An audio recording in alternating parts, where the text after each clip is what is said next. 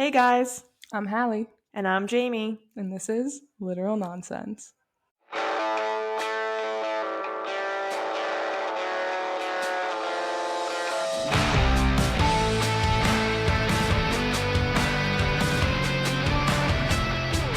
everyone, welcome to episode 1 of Literal Nonsense Podcast. Yeah, so me and Jamie decided that we would start a podcast because all we do is talk about the books we read anyways. And we figured why not just start recording what we actually think of the books and see if people, resonate and feel the same. We could actually discover from this that we're insane and no one Yeah. agrees with what we think. Yeah. They're like, oh, those people? Oh, God. Right. Don't listen to anything they say. Yeah, no one felt that way. But yeah, we've been reading books together since we met like 5 years ago in our college sorority. Jesus. Yep. And yeah, I just never knew that I would ever be in a situation where I'm making a podcast with Jamie, because I literally wanted to throttle her probably within the first 3 weeks that I met her, because she forced me on what was it? A college like a college alternative winter break. Trip. Oh, college service trip. Yeah.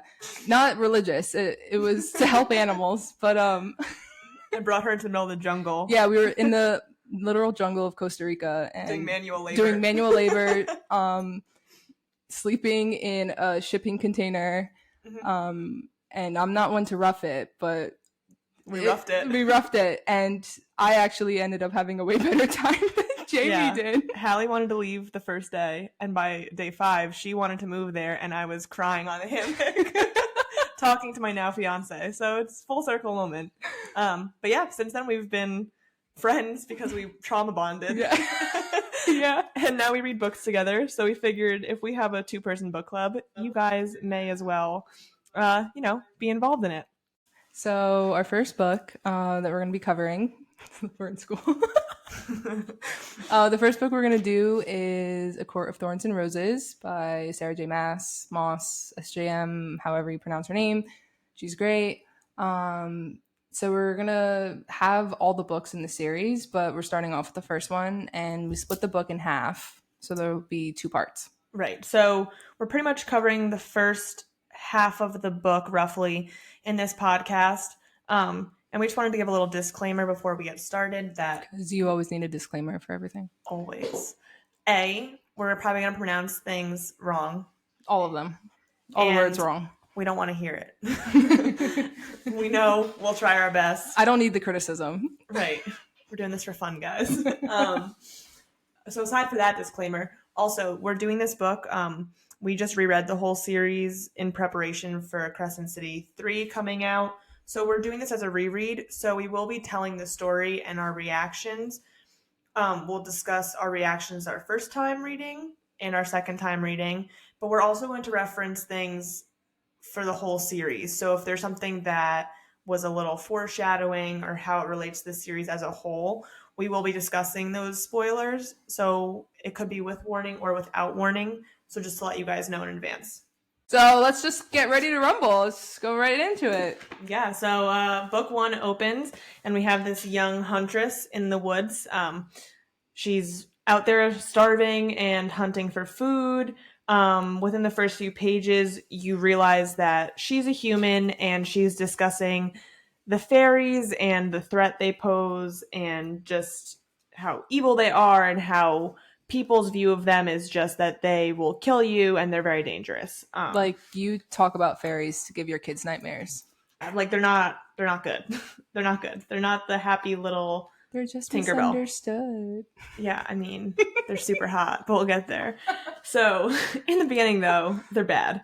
So she's out there, she's hunting. She ends up seeing a wolf, and she kills this wolf. Takes him down. Takes him right out. And she skins him alive in the forest. Sells his pelt. Yeah, which we're laughing about that for a reason we'll talk about in a little bit. And yeah, so she skins this wolf, and she brings it back to her family who is starving. Now, she comes back to her house with 2 older siblings and her father. So already you're like, why is the youngest out there fighting for their lives when there's a man of the house and 2 older sisters? So already the power dynamic fucked up.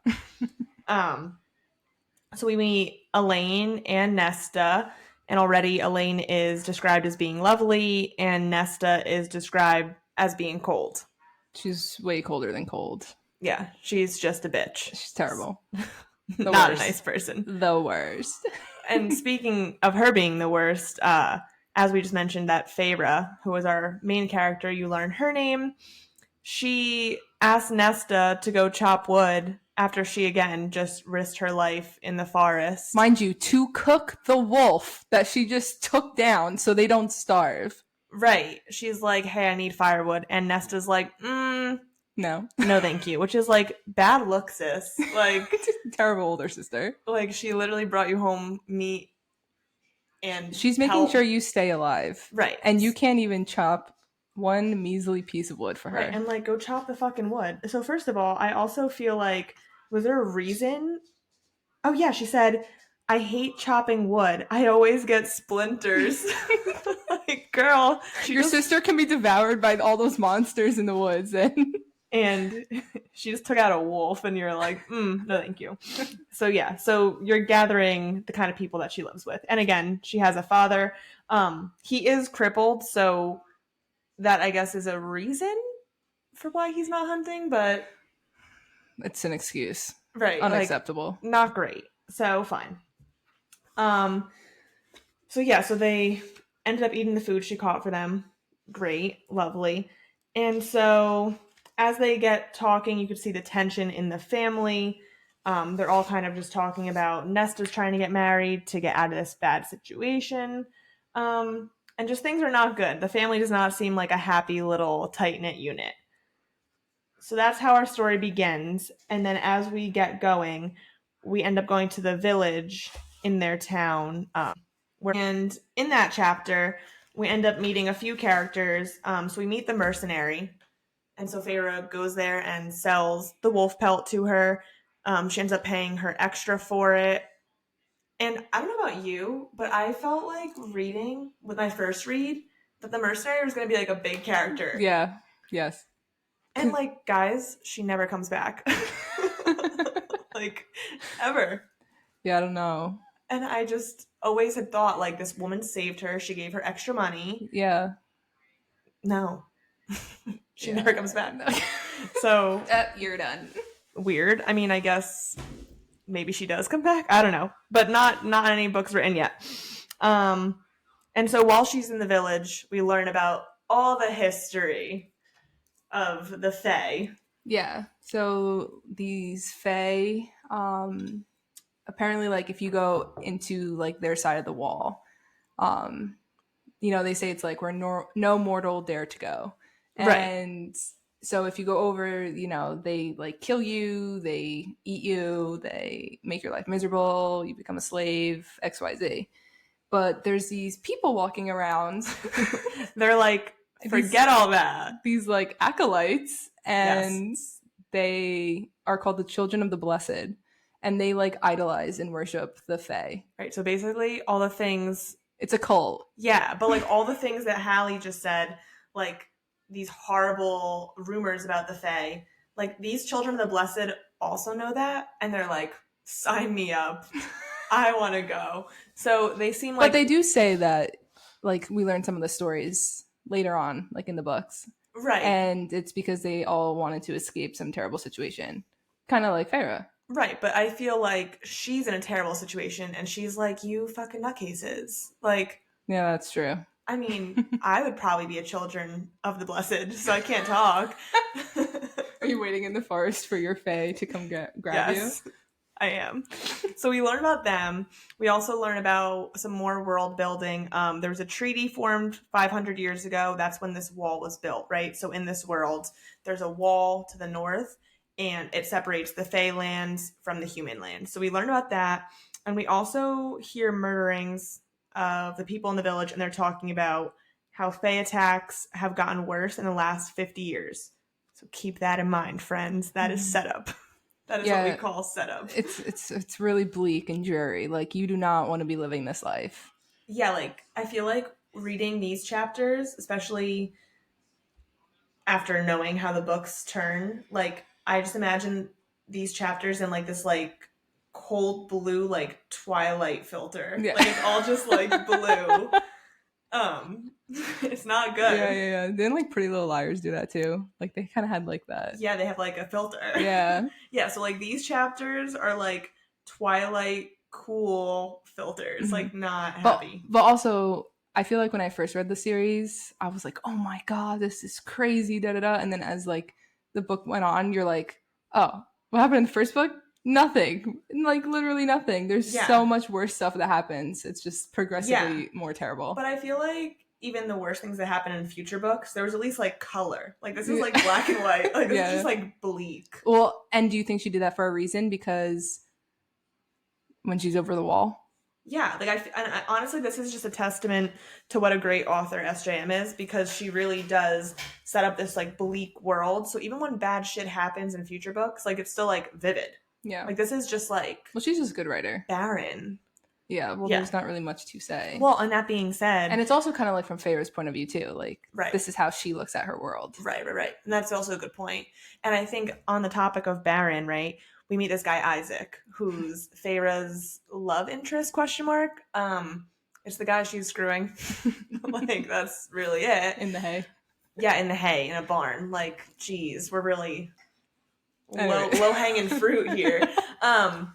But I think even that relationship, right? Feyre describes it as just like it's a way to meet her needs.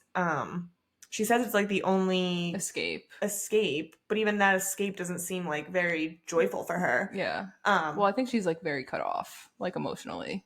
Yeah, I mean, she's in the woods supplying for her family. She's starving. Yeah. Right. So things are not good. But I also think, again, looking forward, even if you haven't read these books, let's be honest, there's going to be love interests, probably more than one. You'd be correct. So looking back at Isaac, first of all, you forget Isaac even exists. Yeah. And I think that SJM writes him in the sense of like just this really casual, bland sex love interest because of like the passion she eventually feels. It seems so much greater because like you kind of saw her with this guy in the beginning and you're like, doesn't even compare to anything she has happened with her love interests. Yeah. So he's really just kind of, I think, like a placeholder. And again, sorry if you haven't read this and you like are Team Isaac for some reason, but you don't last long. Let's skip ahead a little bit.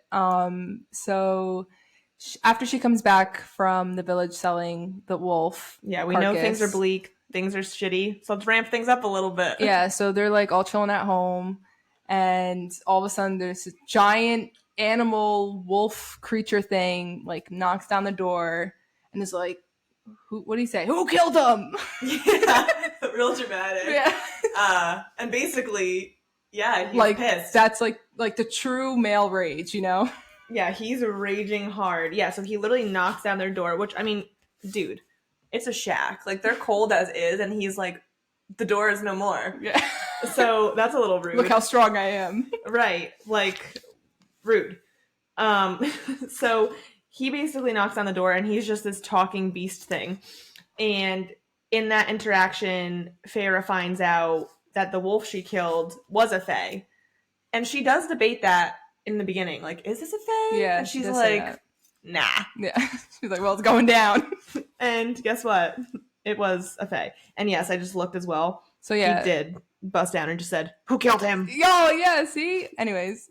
But, so he comes in and he's like saying, oh, because you killed the wolf, like now you have to come with me, like a life for a life kind of thing. Right. Like he tells her, okay, there's a treaty and you have to give your life for his life. You can either be murdered by me right now or come live the remainder of your life in Prythian.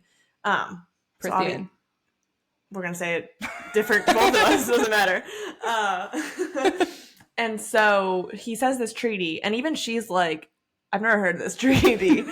And he's like, well, it exists, so let's go, sister. And she went.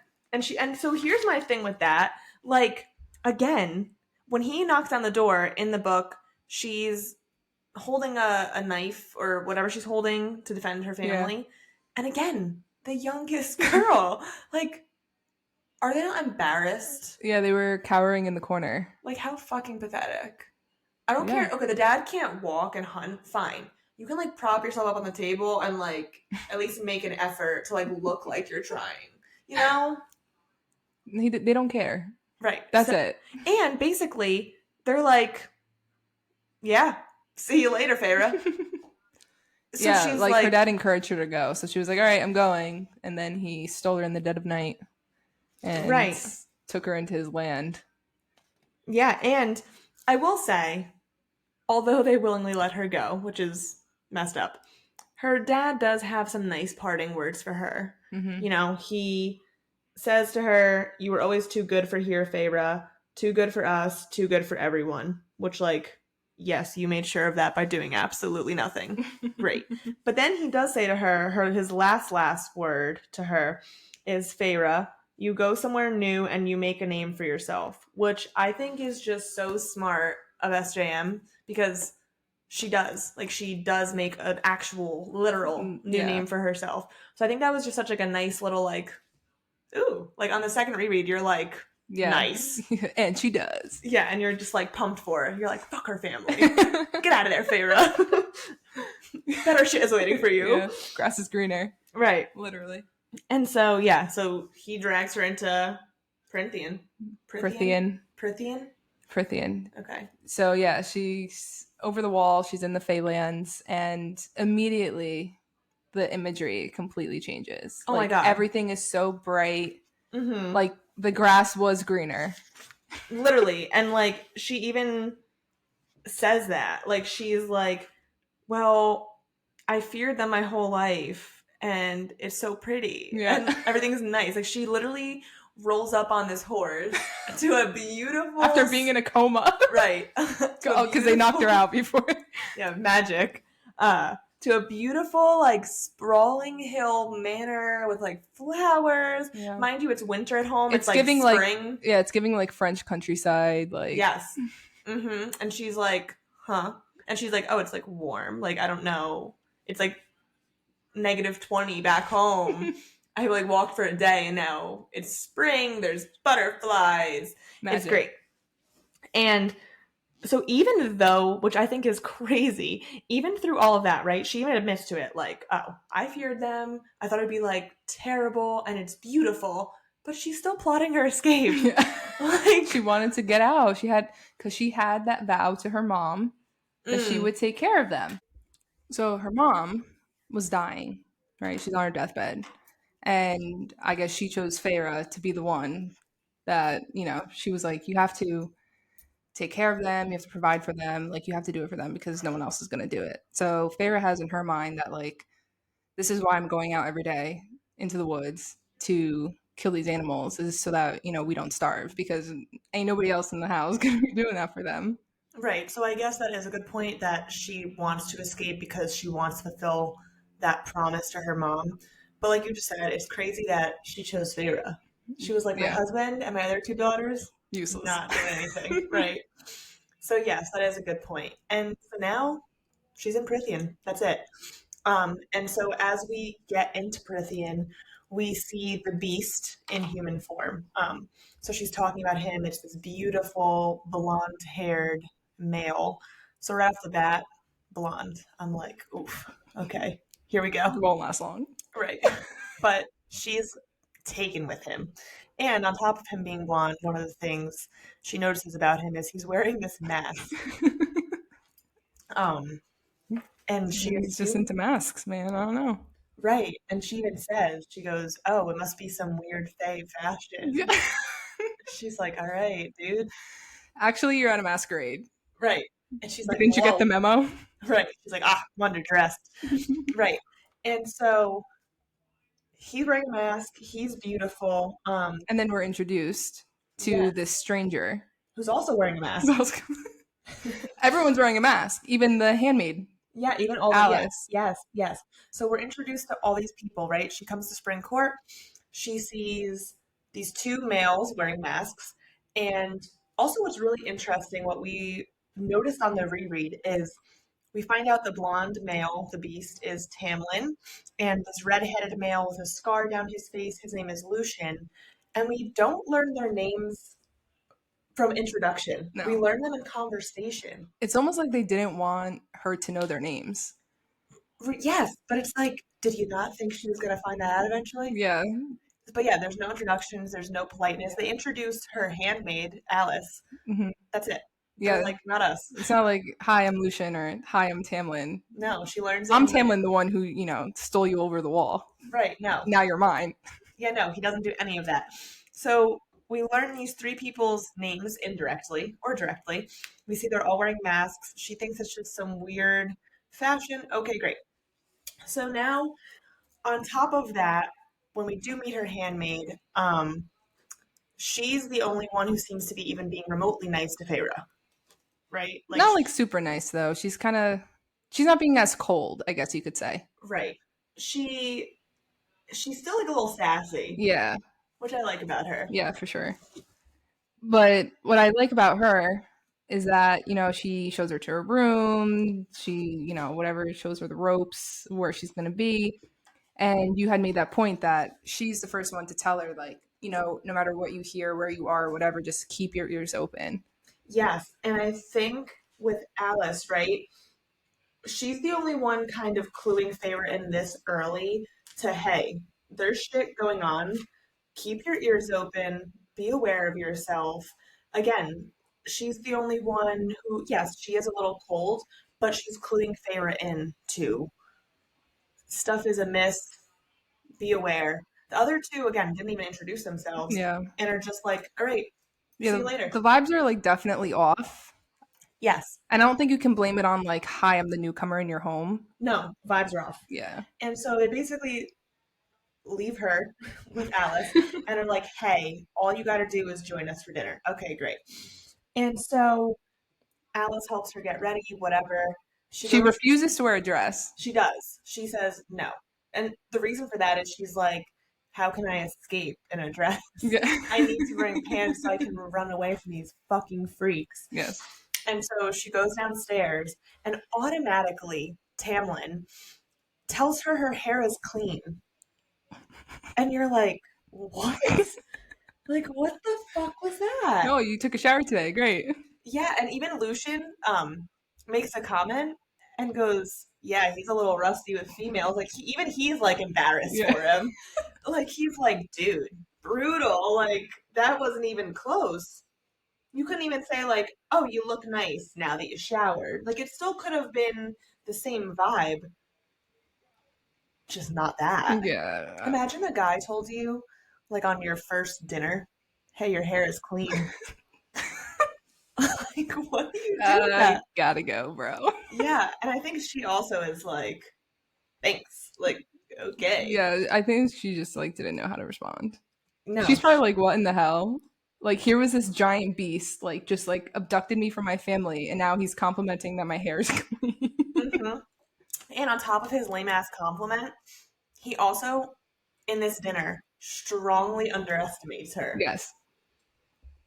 So he basically, well, backtracking a little bit, he cues her in on this, sickness in the land. And it's been going on for the past like 50 years, which is like a major plot point for this book, right? Because throughout it, it's always like, oh, the sickness, like, oh, like what's really going on. So it kind of adds to that like veil of mystery, like what is actually going on here? Why are the vibes off?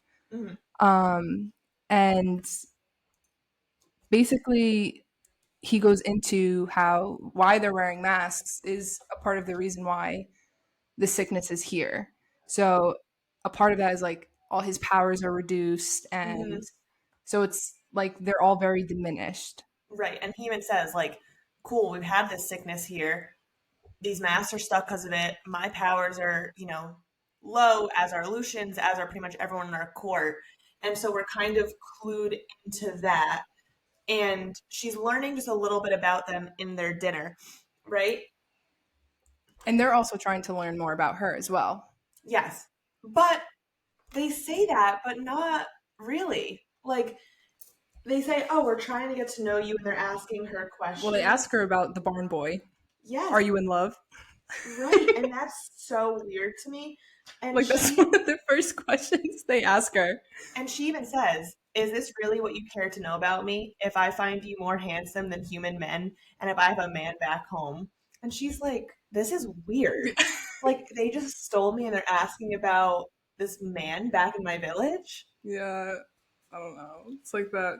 Yeah, not a fan. But later on, then Tamlin goes on to say, go rest. Like we have a busy few days. The staff of the house, they'll come and help you. And she was like, "Why are you being so nice? Like, why are you being so generous to me?" And Tamlin says, like, "Oh, you're insignificant enough not to ruffle this estate unless you decide to start killing us." Yes. Like, okay, so then now insult her too. Yeah, so on top, yeah. And now that's like a blatant insult. So on top of your lame ass compliment, you now are like, you're pretty insignificant. So really just We're not afraid of you. Striking out. This Even guy though is you just killed one of my top soldiers. Yeah, and that's the thing too, right? He's calling her insignificant. You just killed one of your like best sentinels. Yeah, sentinels. Sentinels. Isn't that? I think I was thinking like lentil. Not the lentils. Not the lentils. Oh my god. So yes, okay. So basically, we're getting just the vibe that Feyre is underestimated. They're not loving her vibe at all. Now, amid this, right, she is kind of trying her best, I think, to share about herself, right? So she does talk about Isaac a little, but she also discloses that her mom died of typhus when she was 8.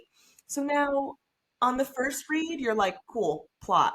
On the second read, and after reading all of SJM's works, do we believe that her mom died of typhus? Okay, so I feel like this could, now we're just hypothesizing. But I think I would say that her mom just did die and in the process created all this trauma for her family and, the 3 sisters.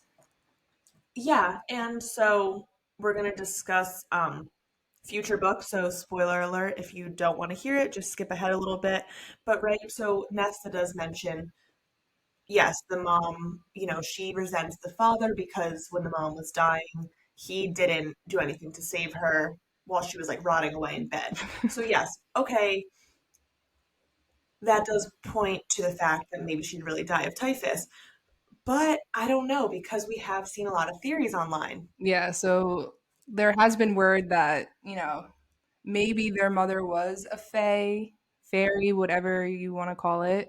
I don't remember exactly what was said because it was like a while back when we were first reading the series.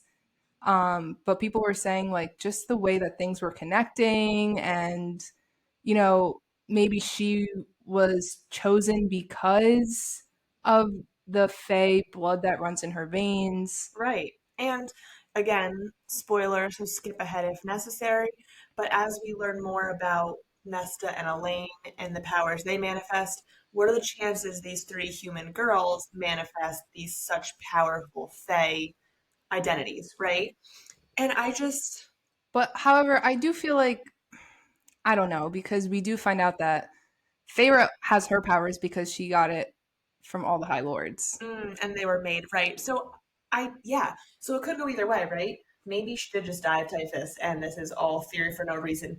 But we just don't know enough about Mama Archeron to like I know. make me feel comfy. I wonder if she's gonna come full circle. Yeah, like I feel like SJM needs to explain more of that. And maybe she doesn't. Maybe it really is just a plot device of getting the story started. Unsure. Yeah. But so keep that in mind. I don't know. Maybe we will find more about that. But so after that whole point, when she's getting to know them, Feyre automatically takes a liking to Lucian, which is great. She's hanging out with him. I think she likes his kind of blunt banter, honestly. She finds it refreshing. So she's hanging out with him more.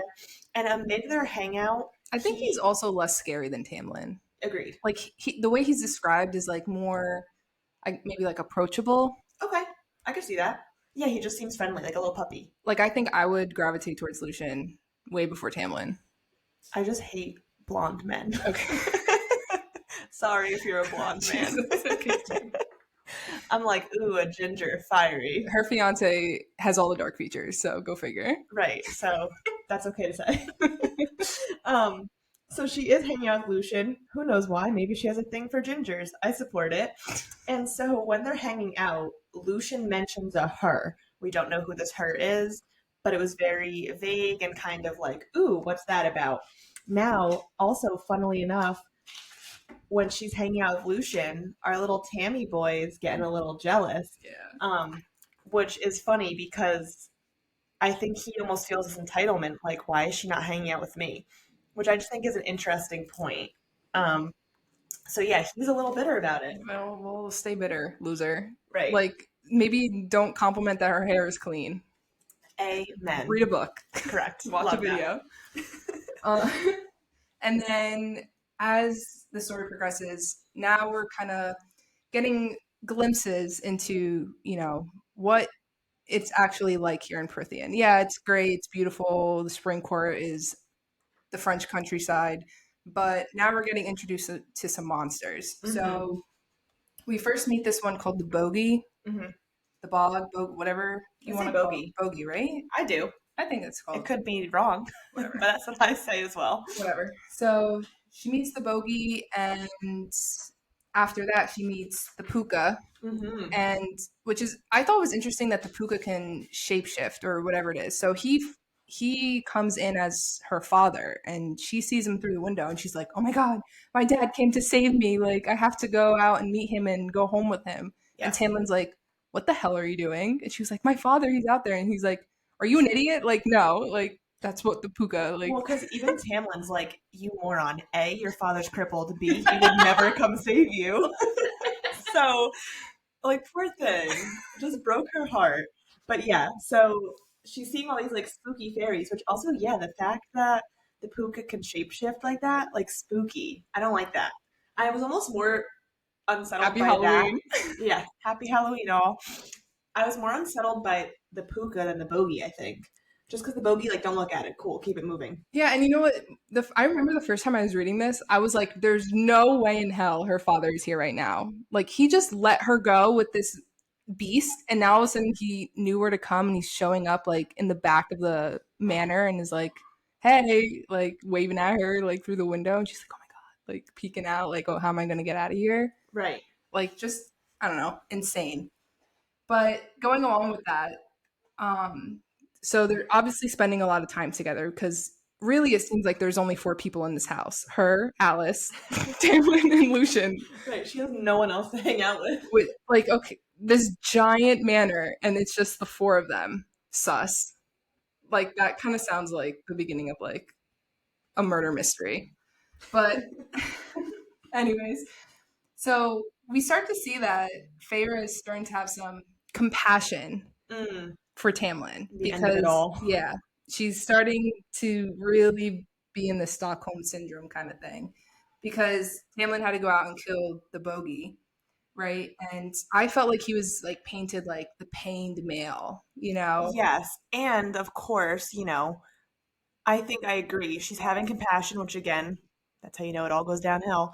And, he Beginning comes of the back end. injured and she's like, I need to take care of him. She's tending to his wounds And I really feel like that's the start of their love story. Even though it's not necessarily romantic or physical, I feel like, again, like you said, the fact that she has compassion for this Fae, who, again, her whole life she's been taught to fear, and now she's mending his wounds and she's feeling for him and is like, oh my God, he's, protecting us and his land, and she's admiring him. What a man. Right. She's really fallen for this bullshit. Which, did we fall for this the first read? I think I did for sure. Yeah. Probably. I would imagine so, because it's painted that way. You're like, how noble. Yeah. How amazing. And we first read the series like 2 years ago. Yeah. Which, wow, that's really crazy. And I just also want to mention a specific comment that he makes in the infirmary. So he ends up saying, as she's mending his wounds, right? Again, with one of these stupid, horrible non-compliments. He says, you aren't what I expected for a human. And she literally goes, I didn't reply. And she walked out. Like, Because even she's like, cool. Yeah. Like, I just like had a nice moment with you. I tended to your wounds, and that's what you say. Yeah, he just I don't know what is wrong with this guy, but he's really not making it easy for No, he's her. not. And yet she's still finding a way to be drawn to him. Yes, Like, Feyre, you should just give it up. absolutely. And so now she's kind of just adapting to her life in the manor. Great. And so he brings her to the library. Yeah. So in the library, there's this giant mural on the wall. And basically the mural shows the creation and like the story of Prythian. So basically how it starts is there's this cauldron and it's being held by these female hands in like a starry endless night. And then the hands tip over and this fluid pours out of the cauldron and it goes all over the lands of Prythian. Um, and it's described that it's gorgeous and she's just kind of like marveling at this story.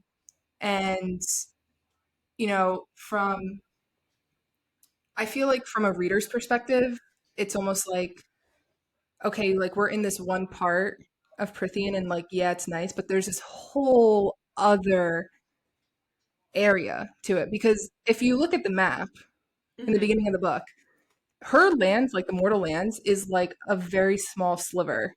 Right. And I think SJM does a great job in this book by keeping a lot of our story to the Spring Court, just because, cool, we're being introduced to the Fae in general. So keeping it to a small court instead of all of Prythian, as a reader, keeps us kind of, okay, we can grasp this, we understand, we're being introduced to all these new Fae concepts, but at least we're in a small geographic location. Yeah.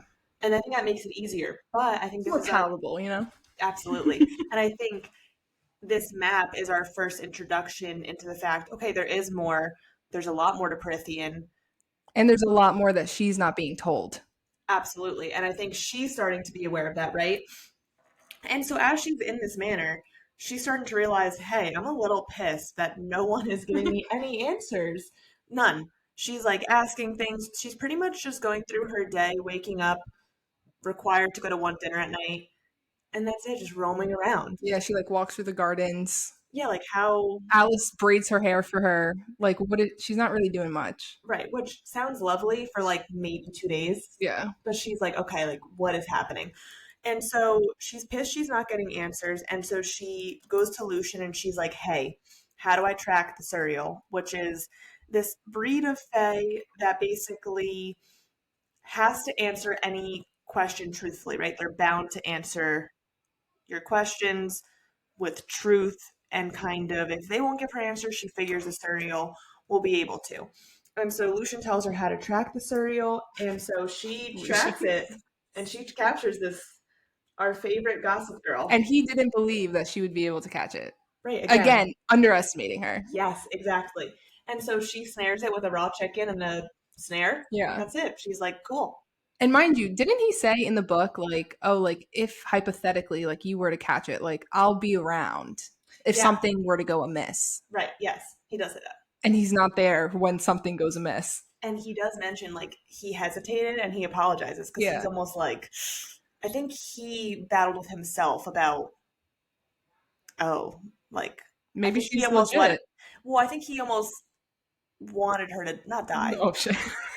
But he, I think, was like, she screamed and he didn't automatically have any compassion for her. Fake friend. Kinda. Yeah. But I think that's when their friendship really starts too, when he was like, I should have saved you. Yeah. But, so backtracking slightly, she does capture it. Good for you, girlfriend. Don't let them underestimate you. And so she's asking the Suriel, what do you know about Tamlin? And he literally is like, oh, the High Lord of Springcourt? And she's like, what? Well, that's pretty big. Yep, that'd be one of those things. So she's shocked. On top of that, he also tells her, be sure to stay with the High Lord. Now that's one of these funky little things the Suriel says where we should note for future books. So SJM says one thing, but means something completely different. Yeah, and I just feel like that's why I mentioned, we don't know if the Suriel is actually a girl, but our fave tea-spilling gossip girl. Yeah, XOXO. Yeah, we stand the Suriel hardcore. So always loves to just drop bombs and be like, see you later. Yeah. Or like say something and mean something totally different. Mm-hmm. But in this case, the Suriel does say to stay with the High Lord, and Feyre's like, okay, I will. I guess I'll stay with Tamlin. Right. And so, but she thinks that, She, okay, great, yeah. I'm with the High Lord, and it's Tamlin, and we're great.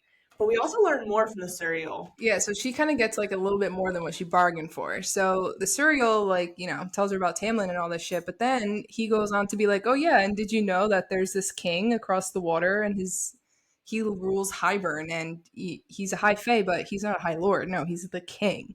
Right. And he's pissed. He's really pissed about this treaty that the fae signed with the humans because he was like, the humans did all their work for them and they've been reduced to nothing. They're not trading with Hybern. They've been isolated because they wanted to keep the old ways. Right, so we're learning more about Prythian's history, and now on top of that map we just saw of Prythian, how big it is, we're learning about another continent across the sea. So the world is just getting bigger, and you're learning more dynamics, right? That war that was fought with the humans, you're learning more dynamics and who's pissed about it, who's not, what's going on. Yeah, and then poor Feyre, and this girl just keeps getting hit, bro. So then we're introduced to more monsters. These ones are called the Naga, and they're coming while she's talking to the Suriel, and he's like, free me, please, like, I need to get out of here. And she does. She lets him go. And Tamlin comes and, of course, takes out the rest of the Naga, and I kind of feel like that was a leeway into how much Tamlin is now maybe starting to feel for Feyre, because, okay, now he's like protecting her. Right, and I think because if there's this treaty or whatever, like a life for a life kind of thing, she's there. Okay, well, if you're pissed, if the Naga were to take her out, you'd be happy. Right. You'd be like, cool. Yeah, but he fights for her. Right, and I think, so as we had mentioned before, how Lucian hesitates and doesn't come save her, I think it does support their character arc and like their friendship, and he's like, oh, I kind of do care for this human, right? Mm-hmm. He's battling that. But I think Lucian hesitating also opened the plot for Tamlin to come save her, and that served purpose to their story, right? We're seeing he has compassion for her, he wants to save her, and I think he's realizing in that moment, wow, I did react and save her, and I do have some kind of feelings for a human, whether it's romantic or not at this point, but I wanted to save her. And I think that's relevant because he then also mentions the war 500 years ago, because he says, oh, humans and Fae fought alongside each other in that war. And she had no idea that this was a thing. And I think the reason to share that for him, he's almost like, oh, it's okay for Fae and humans to get along and to be together. And it's showing him it's okay to care for her. And it's also showing her, like, all Fae aren't bad. Even 500 years ago, they were fighting on behalf of the humans. You know what I'm saying? And so they kind of both in that moment break down the barriers between the two of their people. And in that moment, he takes this little kernel of kindness and he tells her the truth about the glamour he put on her family. Okay, wait, I just want to interject real quick. Oh, do tell. Okay, so do you think, circling back to the point that he's kind of mad that like her and Lucian are buddy now, do you think all of this is just like him to like assert his dominance and be like, no, like, ooh, I'm the one you should want. Like, look, I saved you, and look, I'm helping your family. Like, they think you're fine. Yeah, I mean, maybe, right? Like, do you think this is manipulation? It could be, in a sense. But I also think maybe at this point, she was just bonding with Lucian more because he's kind of, again, less intimidating. It could be manipulation, but it could also just be him making a pretty valid point, actually, of like, I'm doing more for you than Lucian is. You know what I'm saying? True. So maybe manipulation, but also maybe just the genuine truth of that he's doing more, right? Maybe he feels like slighted. Right. And so he's like just pointing it out now. And so, yeah, he does tell her about this glamour he put on her family, right? And basically, he tells her, okay, I put this glamour on your family. They think you're with an aunt. They think you're fine. A rich aunt. Where did she come from? Yeah, but she's there. they don't remember me busting into your house. They're taken care of and they're fed and they're doing great, right? And so now this is also a huge turning point for Feyre because after she finds out her family is not meeting, doesn't even know that she is captured, she's like, hey, I really want to paint. And that's something we've seen from the beginning that she loves painting, but just didn't have the means or time to do so, right? And so, in learning her family's fine, she finally gets vulnerable enough and feels secure enough to say, instead of just wandering around this mansion like an aimless moron, I would like to paint and do something with my time. Yeah. And so that's a big point for her and a big stepping stone. And he even goes on to, extend a hand and be like, oh, like, I'll help you write a letter to them because she's illiterate.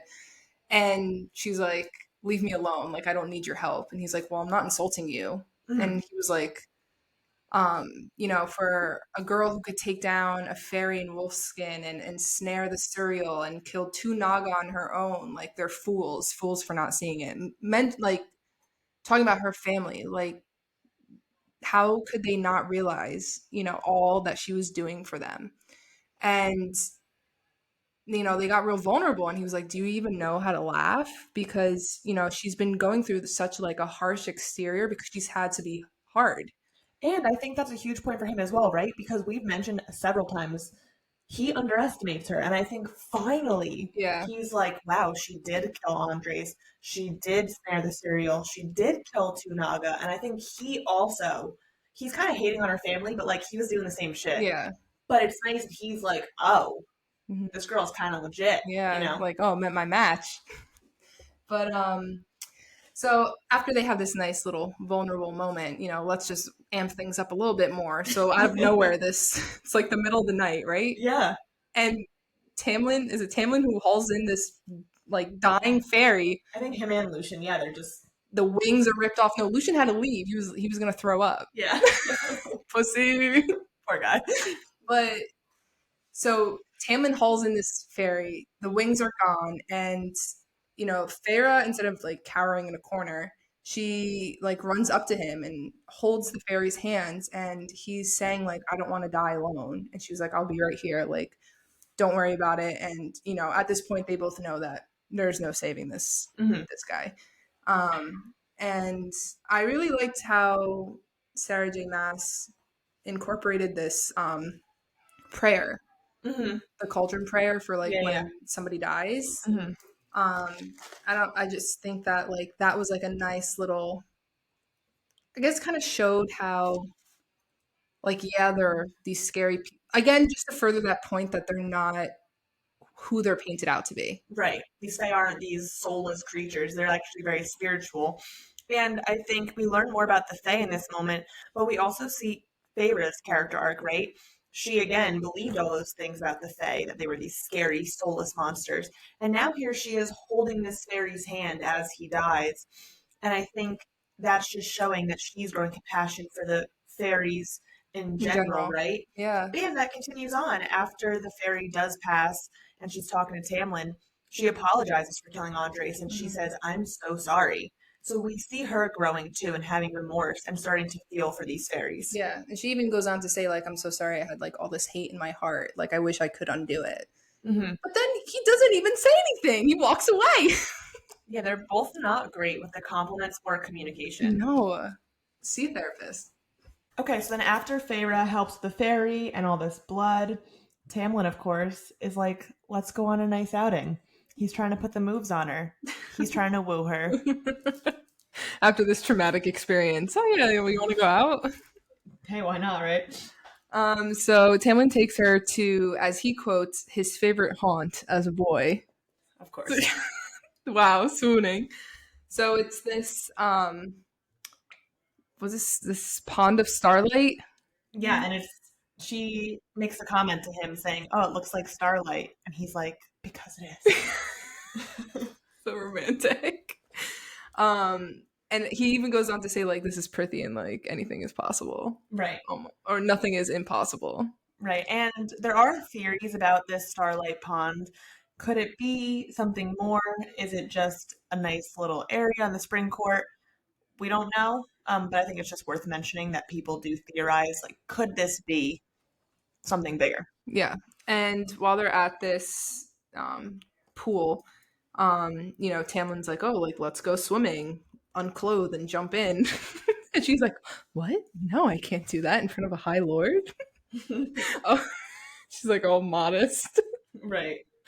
And so while they're there, they start talking, and it's like, Tamlin's, it seems like he's like getting comfortable with Feyre. Absolutely. And so yeah. he starts talking with her, and he even like spills the beans on like Lucian's story, like his background about how he had his girlfriend or whoever she was, and then his father butchered her in front Literally. of him. Yeah. Literally killed her in front of him. Yeah, and it was literally just because he deemed her like Unworthy. Yeah. So he just tells Lucian's backstory, and now he's bringing her to these places he likes. Because she was in High Fae. That's why. Yeah. And so they're just getting real comfy together.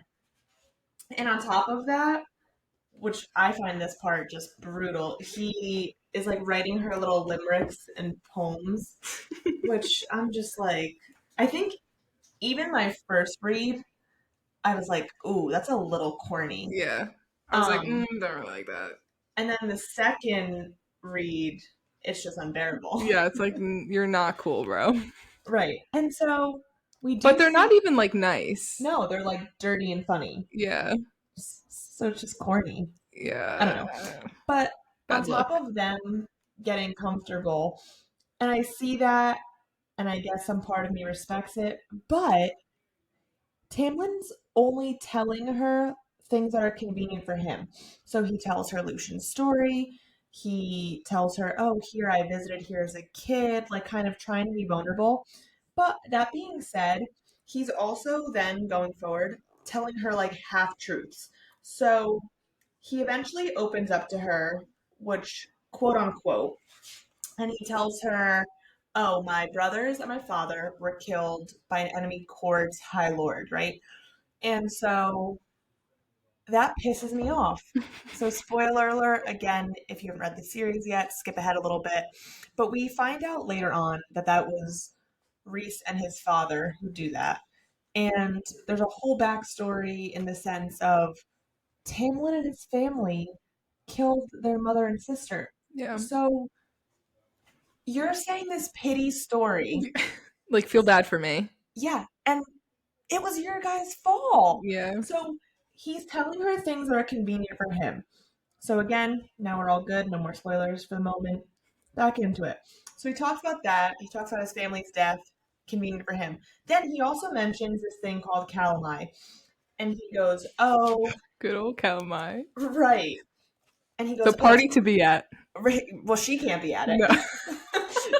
Oh, by the way, you're not invited. Right. It's the place to be, but not you. And so he tells her, oh, it's fire night. And she asks, what does it celebrate? And he just tells her it's a spring ceremony. We light bonfires. We create magic that helps regenerate the land for the year ahead, right?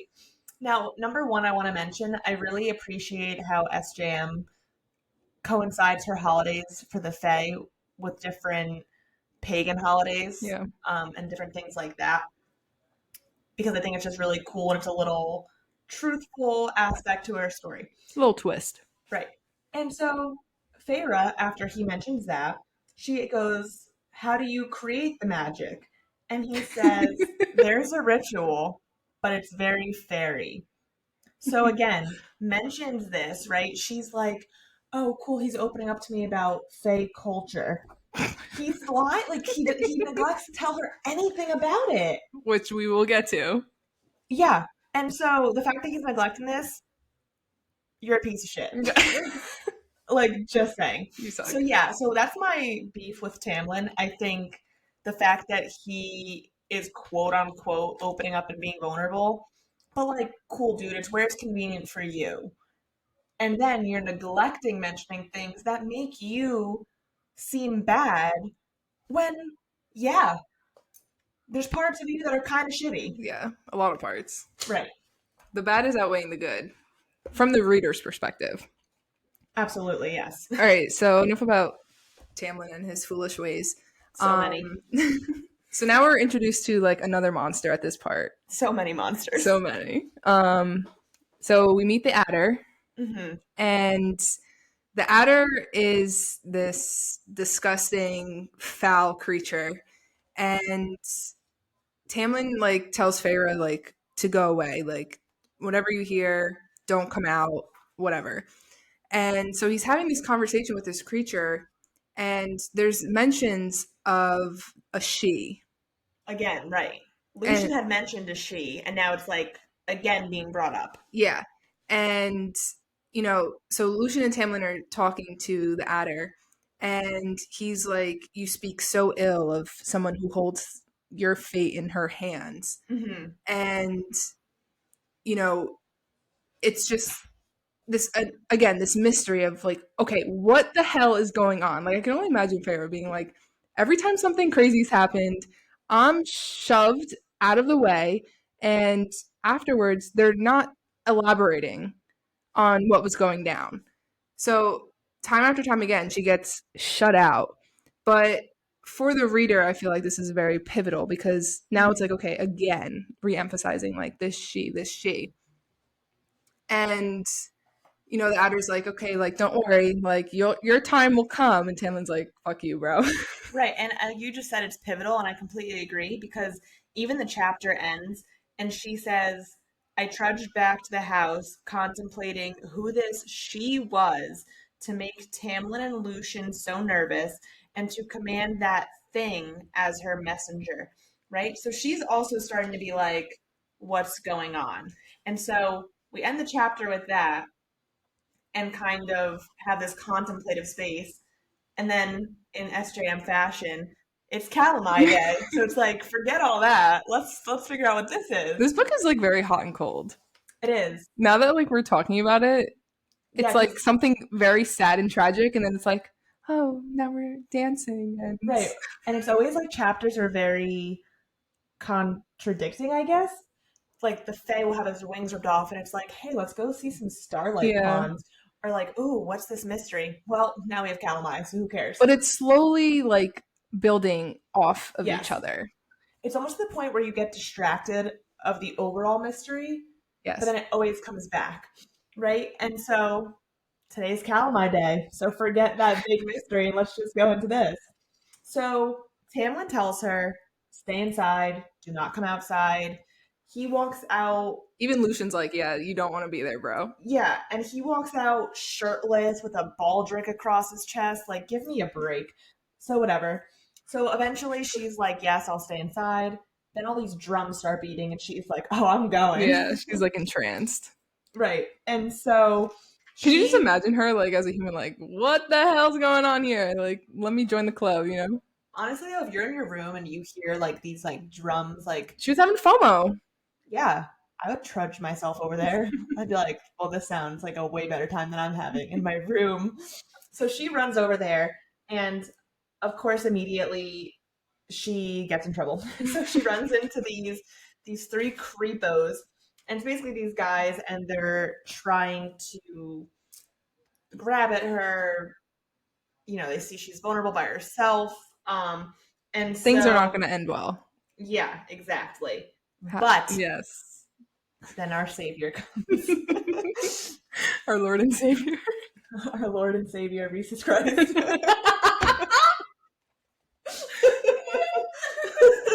good. Thank you. Coming back.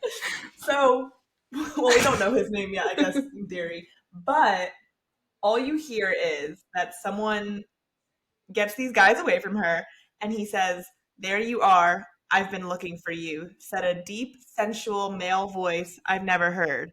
Automatically, as a reader, I'm intrigued. Yeah. Also, what intense first words to say to someone. I know. And those will also be important. We will discuss them. Like me? You've been looking for me? I'm like, yes. Well, because she follows that with standing before me was the most beautiful man I've ever seen. Right. So forget Tamlin. Right. And here's my thing. So as I mentioned, your girl Jamie is not a fan of the blonde men. So the next chapter starts saying his short black hair gleamed. Already I'm like, yes. Sensual voice, beautiful man, dark hair. I'm like, I need to know who you are. It's a setup for the morally gray. Which I'm all about. Of course. And I'm sure SJM knows that we are all emotionally stunted and love this. Well, I mean, what sane person is reading these books? Right. And then I also love this part. His voice was a lover's purr that sent shivers through me, caressing every muscle and bone and nerve. I was like, oh dear God. Like she's now, we're on page 189. She has never spoken of Tamlin like this. That should have been giveaway number 1. Right.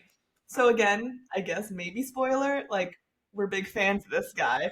And so he's there, we're automatically intrigued. We never learn his name in their whole conversation. No. He's very vague, he's very aloof. But he saves her from those guys. He does. And so we're like, okay, he's mysterious, but he's also a savior. We love him. He eventually leaves and Lucian finds Feyre. Oops, she's in big trouble. The cops show up. Right. And so amid Lucian finding her, right, he literally goes to her. It's the great right. Cauldron boil me. Didn't anyone tell you what it is? And she's like, nope. But here I am.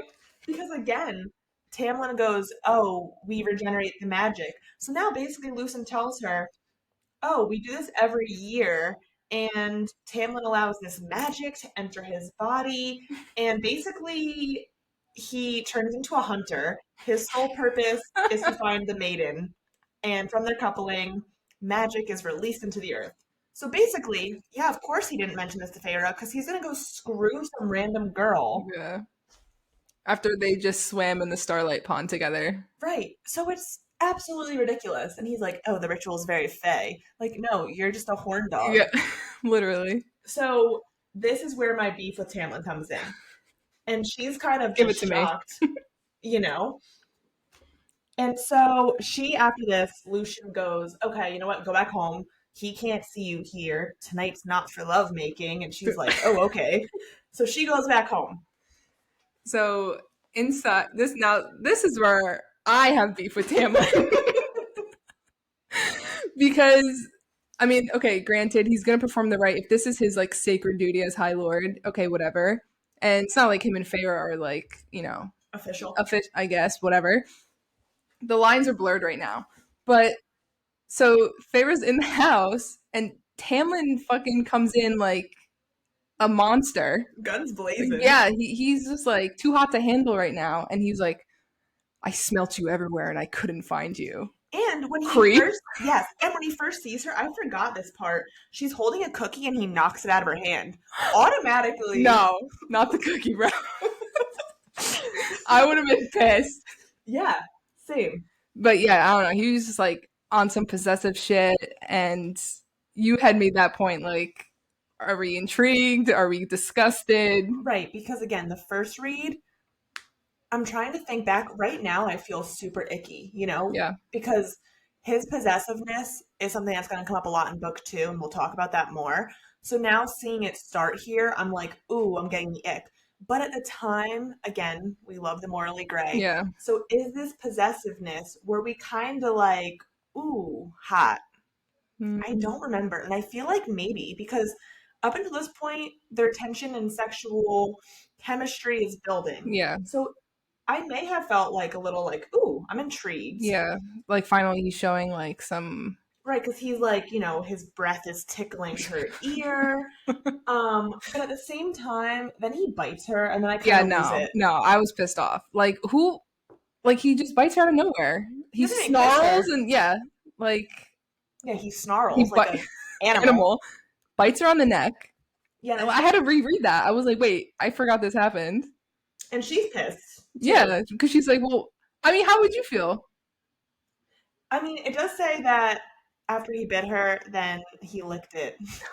That doesn't make it any better.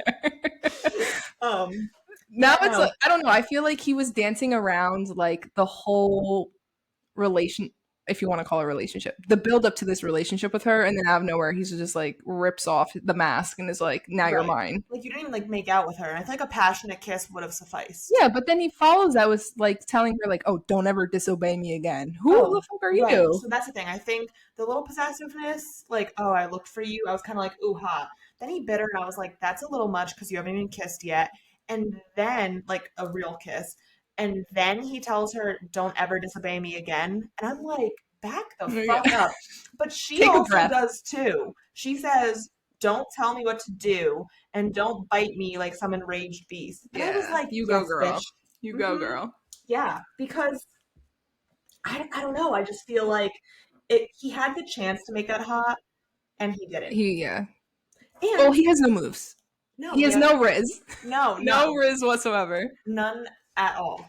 And I think, yeah, he just, between the poems and your hair is clean. I feel like now he's Tamlin's biting. like that try-hard kid in school that like thinks he's like hot shit. Like he is attractive, but like Mhm. he just tries way too hard. Well, that's like, I'm sure a bunch of you have seen like the TikToks with like that blonde guy like dancing like really weird with like the wig on. Yeah. Okay, like that is literally how I imagine him.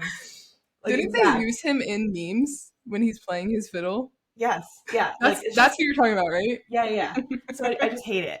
And so my favorite part about all this, right? Bites her, they go to bed, whatever. After Calamai ends, things just go on as normal. Like completely normal as if this never happened. The only mention of it is the next morning at breakfast, Lucian's like, what's on your neck? And Feyre's like, ask him. And he's like, what? And then What did I miss? And then she's like, he bit me. And he goes, why'd you bite her? Like, he's so confused. But things are normal for all other things, right? By all meanings, they just move on with their lives, which I think is so weird. And so now he just takes her to a grassy glen, like, hey, nice little wholesome date after I just mauled your Again, neck. yeah. Weird, but okay. And so in this grassy glen, there's like a weeping willow. It's beautiful. And in this moment, Tamlin removes the glamour from her. So now she can hear the weeping willows singing. She sees him and she's talking about how absolutely beautiful he is. And she's taken with him. She wishes she could see him without the mask. And she's just loving everything. Everything is just magic. But instead of being scared of that, she's embracing it, right? I feel like she's like on the path to be like a lovesick puppy. Right. And I think this is really where we see the change in Feyre. Yeah. So after he removes the glamour, I think this is a huge turning point. And so on top of the glamour being gone, she's now painting pretty regularly. Not only is she painting, but she also shows Tamlin her paintings, which I think is a very vulnerable moment for her. Yeah. She also, for the first time, wears a dress to dinner. My jaw dropped. Alice was shocked. I was like, who are you? And she says it won't be maybe an everyday thing, but she wants to try it. But the fact that she's even trying it and wants to be feminine and I think impress him. She's in her soft girl era. Right. She's like, I'm going to paint these pretty flowers and wear a dress. I love it. And she also, which I think is a huge moment, she doesn't lock her door for the first time. Yeah. So we go from a character where she was literally making booby traps. Yes. We go from a character who's making booby traps to like now she's not even like using the stupid little tiny lock. Like she's like, come in if you want. Invitation's open. Right. She's like, read into this how you will, Tamlin. And so I think for us, we're choosing to end this podcast here because we're seeing a huge change in Feyre. All these things that she's doing, she's becoming vulnerable, she's painting, she's feeling safety that she never had at home, and is really embracing this Fey life and being in Prythian. And so that's where we're going to end part 1, guys. Let's go. And after this, shit picks up real quick. Yeah, a lot of this was world building and backstory, just kind of setting the story. Yeah. So yeah, part 2, things get pretty crazy. Yeah, for sure. I think definitely like the first half of this book, Snorefest. Yeah, I feel like the story really starts at Calanmai. Yeah. And then that's where I get into it. Takes off. Right. And so we just addressed Calanmai, and now we see Feyre being vulnerable. And so we're going to end it here this week, guys. All right. Thanks for tuning in. And we'll see you guys next week for part 2.